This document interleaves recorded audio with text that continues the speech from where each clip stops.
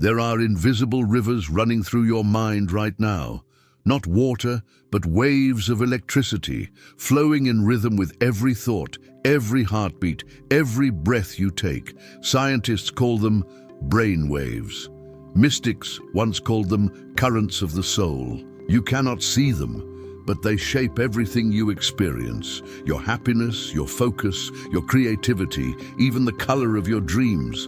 All of them depend on the frequency your brain is vibrating at. Adrian Cole had always believed in logic. He was a neuroscientist, precise, skeptical, a man who trusted data more than faith. He believed the brain was a machine, consciousness a trick of biology, until one night changed everything. He was working alone in his lab. Electrodes covered his head, connected to a monitor glowing in the dark. He was testing how meditation altered brain activity, not because he believed in it, but because he wanted to prove that it didn't.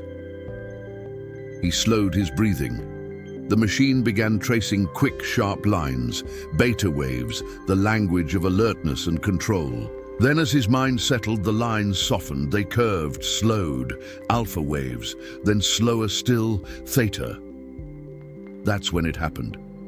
A strange hum filled his head. Not a sound, but a vibration. It wasn't coming from outside, it was inside him. He opened his eyes, startled, and saw something impossible. The monitor in front of him was glowing with colors he had never programmed. Golden, blue, violet, swirling like living light. And then a thought appeared in his mind. Not his own voice, not his own words. You are not observing reality. You are tuning it. The next morning, Adrian replayed the recording. The data didn't make sense. His brain activity had entered a frequency no one had ever documented before. He tried again the following night. The same thing happened. The hum, the colors, the phrase. He realized that as he entered that deep state, the world around him seemed to change. The air felt thicker, as if charged. Objects shimmered at the edges. Sounds became clear and distant at once. He wasn't hallucinating. He was perceiving a layer of reality hidden beneath normal consciousness, and the deeper he went, the more real it became. In the days that followed, Adrian began studying brain frequencies more deeply. He learned that there were 5 primary states of brain activity: beta, alpha, theta, delta, and gamma, but what he found between them was far more mysterious. Beta, the fast rhythm of everyday thought, created focus but also stress. Alpha, the rhythm of calm alertness, opened creativity. Theta, the twilight between waking and sleep, unlocked imagination and intuition. Delta, deep and slow, brought physical healing and subconscious restoration. Gamma, the rarest, was the rhythm of unity, moments of enlightenment and genius. But his data suggested there were other hidden frequencies between them, frequencies that didn't belong to any known state of consciousness. He called them bridges. They were the gaps where thought and reality overlapped, moments when the mind could project, not just perceive. Adrian started noticing strange coincidences. When he thought of someone, they called. When he felt calm, the world seemed softer. When he was angry, things around him broke. He began to suspect something wild, that his brain wasn't reacting to the world, it was influencing it. He remembered the phrase that had appeared during his meditation: "You are tuning reality." Was it possible that his brain was a transmitter, not just a receiver? Could thoughts, literal electrical frequencies, shape the physical world? He looked up the oldest spiritual texts he could find. Ancient monks spoke of vibrations of the mind. Quantum physicists talked about the observer effect, that particles behave differently when watched. 2 worlds, science and mysticism, were saying the same thing. Late one night, he decided to run a final experiment. He created a simple device, headphones emitting specific tones known as binaural beats. Each tone was designed to synchronize his brain with different frequencies, alpha, theta, and beyond. He sat in silence, eyes closed, as the tones played. Slowly, his heartbeat matched the rhythm. His body disappeared. He felt himself floating in a vast ocean of light. Then he heard it again. That hum, soft, deep, infinite. He realized it was the frequency of his own mind, the sound of consciousness vibrating in harmony with something greater. In that instant, he saw visions, memories, faces, colors. But they weren't random. They were forming patterns, spiraling outward like galaxies. Each emotion changed the pattern. Each thought altered the light. He understood. Reality isn't happening to me. It's happening from me. When he opened his eyes, the world felt different. The air shimmered. The shadows breathed. And for the first time in his life, Adrian felt alive. Not as a mind trapped in a body, but as a frequency moving through creation. That night, he began his journal, titled simply, The Enigma of Brain Waves. The night after Adrian Cole's revelation, the world no longer felt solid. Streetlights flickered as he passed them, like they recognized his presence. When he focused on a sound, a car in the distance, the ticking of a clock, it seemed to slow, as if the universe itself were breathing with him. Something inside him had changed, or perhaps something had awoken. He began to call it the tuning. Adrian returned to his lab with renewed obsession. He wanted to map what had happened, to measure the unmeasurable. He adjusted the binaural device, programming tones that blended alpha, theta, and gamma frequencies, each one designed to synchronize different states of consciousness. He called the new sequence the Bridge Protocol. He placed the electrodes on his head again. Darkness surrounded him, lit only by the slow pulsing of the monitor. He pressed record. The tones began, deep, resonant, hypnotic. Within minutes, he entered the same hum he had felt before, but this time it was stronger. The walls vibrated faintly. His heartbeat matched the rhythm of the sound. He closed his eyes, and the darkness turned liquid. Patterns formed, fractals, symbols, shapes he didn't recognize but somehow remembered. It was as if ancient geometry was rewriting itself inside his mind. Then came the whisper, familiar now. The frequency of creation is not found, it is felt. His body dissolved. His awareness stretched outward until it touched something vast, an ocean of motionless energy. He realized he wasn't in his lab anymore. He was inside the field itself, the same field that physics hinted at but never fully described. Every thought he had rippled through it like wind across water. When he felt love, the patterns bloomed. When he doubted, they fractured. Reality was mirroring him, instantly, effortlessly. When Adrian woke, the recording equipment had captured hours of data. His brain had entered frequencies below delta, something no instrument had ever detected before. But the strangest part, objects in the lab had moved. A pen lay on the floor, though he hadn't touched it. A metal chair had shifted several inches. He replayed the video. For most of it, he was motionless, but there were faint distortions in the air, like heat waves around his body. He couldn't explain it, so he tried again and again. Each session took him deeper. Each time, reality seemed to bend a little more. Adrian began noticing a pattern between emotions and electromagnetic readings. When he felt gratitude, frequencies harmonized. When he felt fear, they scattered. He realized emotion wasn't just a chemical reaction, it was frequency modulation. He started mapping human emotions as waveforms: joy, love, peace, long, smooth oscillations; anger, anxiety, guilt, jagged, chaotic spikes. The data formed a spectrum, like a symphony of the mind. And somewhere in the center of it all was a perfect resonance, a tone that balanced every emotion, every thought, every wave. He called it the genius frequency. When he tuned himself to that precise balance point, the world around him seemed to shift into clarity. Colors brightened, sounds became pure, ideas flowed effortlessly, not as thoughts, but as direct knowing. He could solve complex problems instantly. He could recall memories from childhood with photographic precision.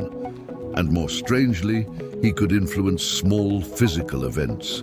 A candle's flame, the pattern of wind, even random number generators. At first, he thought it was coincidence.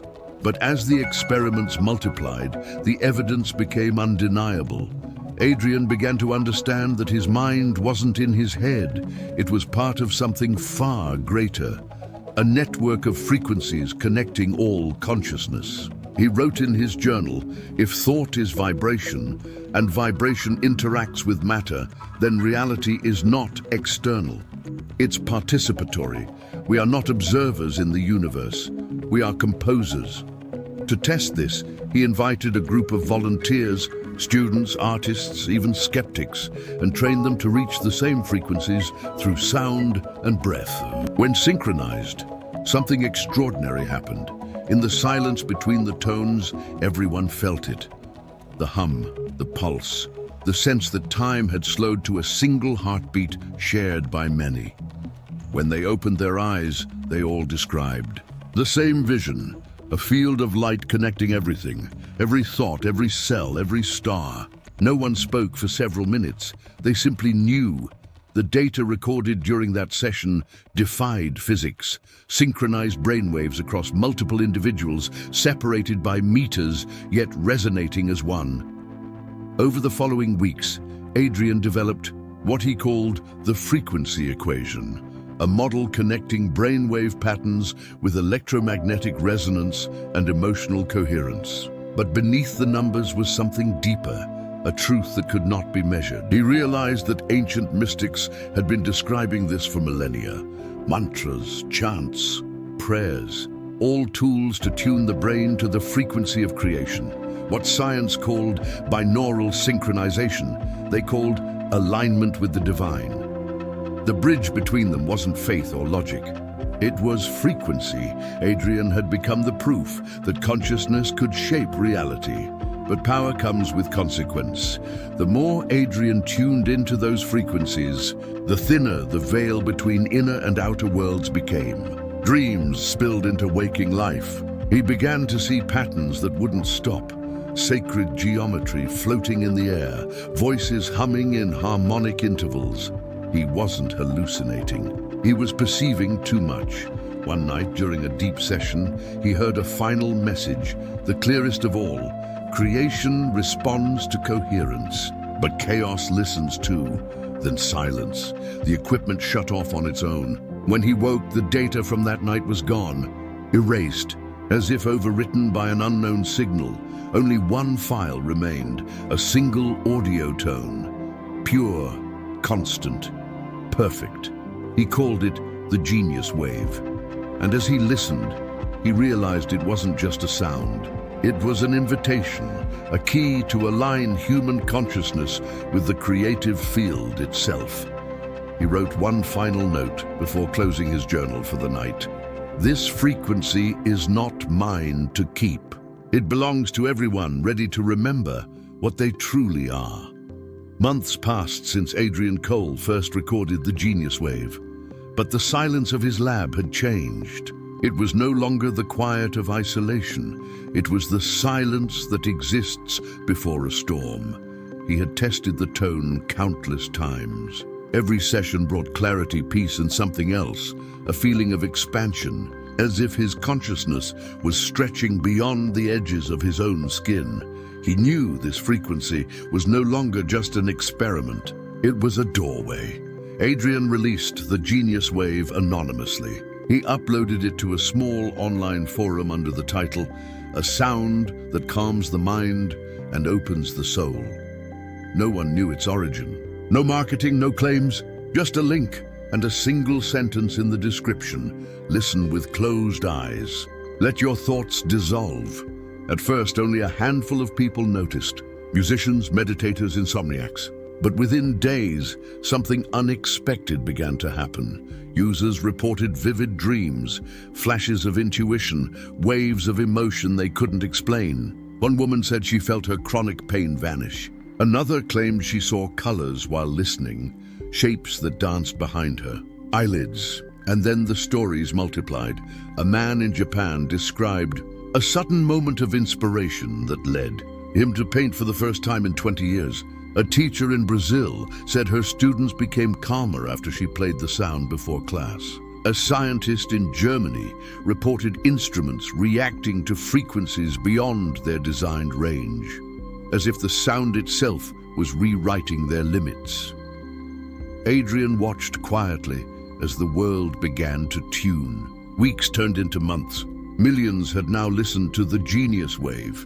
It spread like a melody, whispered across continents, through meditation apps, sleep playlists, anonymous shares on dark web forums. No one knew where it came from, but everyone who heard it described the same thing, a sense of remembering, not learning something new, remembering something ancient. A feeling that the boundaries between self and world were softening. Hospitals began noticing unusual recoveries among patients who listened daily. Musicians started hearing harmonics within harmonics, new sounds that weren't part of the original tone. Satellite sensors even recorded subtle electromagnetic fluctuations in areas where the track went viral. Something invisible was synchronizing humanity. Adrian tried to stay detached, scientific. But one evening, while reviewing new data, he noticed something impossible. The pattern of electromagnetic resonance across the planet matched the structure of human brainwaves. Not metaphorically, literally, Earth's magnetic field was mirroring human consciousness. He realized the implications. When enough minds entered coherence, they formed a planetary-scale resonance, a field of thought that could shape collective reality.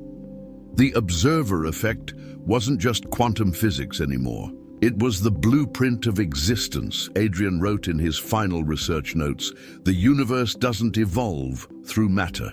It evolves through awareness. Every conscious being is a tuning fork, and when we vibrate together, we rewrite creation itself." As the genius wave spread, the world began to shift in subtle, beautiful ways. Violence rates declined. Art flourished. Dreams became more vivid and interconnected. People across continents described meeting each other in luminous landscapes. Governments, at first skeptical, started to study the phenomenon. They called it the global synchrony event, but not everyone was ready for awakening. For some, the sudden expansion of perception was overwhelming. Old traumas resurfaced, shadows emerged. To perceive more of reality also meant facing the parts of themselves long hidden. Adrian understood. The wave didn't change people, it revealed them. It was never about control, it was about coherence. He recorded a message, finally revealing his identity. His voice was calm, compassionate, certain. "If you're hearing this, know that the frequency is not mine, it's ours. It is the rhythm beneath your thoughts, the song behind your heartbeat. You don't need machines to hear it. Just silence, just stillness, just the courage to listen." One night, Adrian returned to the lab for the last time. He set up the original device, the first binaural generator that had started it all. He tuned the frequencies manually, alpha, theta, gamma, and the hidden bridges between them. He aligned them until the wave matched his own heartbeat. He sat in the dark, eyes closed. As the tone filled the air, the hum returned. The same deep vibration that had once frightened him, now familiar, almost loving. The air shimmered. The walls melted into light. He was no longer observing the field. He was the field. Memories, thoughts, lifetimes, all dissolved into one vast, radiant presence. He saw humanity not as individuals, but as frequencies intertwined, forming an endless web of luminous energy. He realized that enlightenment was not escape, it was participation. To be awake was not to rise above the world, but to resonate with it. In his final moments of awareness, Adrian heard the hum transform into a symphony. Billions of tones merging into one. Each mind, each emotion, each dream contributing to the song of creation. Then came the voice, the same one that had guided him from the beginning. But now it was his own voice too. You are not observing reality. You are composing it. The monitors in the lab flickered, displaying a pattern never seen before. A perfect wave, infinite and self-sustaining. The timestamp on the recording read 11:11, and then silence. When the assistants found the lab the next morning, Adrian was gone. No trace. Only a note on his desk, handwritten in calm, steady letters. The genius wave is not sound. It is the memory of creation itself. Years later, the genius wave became part of human culture, used in schools, hospitals, meditation centers. But its true legacy wasn't in technology. It was in people. Humans began to live differently, more aware, more connected. Dreams became messages. Intuition became science. And silence became sacred again. And though no one ever found Adrian, some said that when they listened deeply, really deeply, they could hear a faint voice inside the tone, whispering, like the hum of the universe itself. Reality isn't happening to you, it's happening from you. If you're still lost and don't know where to start, click on the pinned comment link and discover the path to changing the course of your life.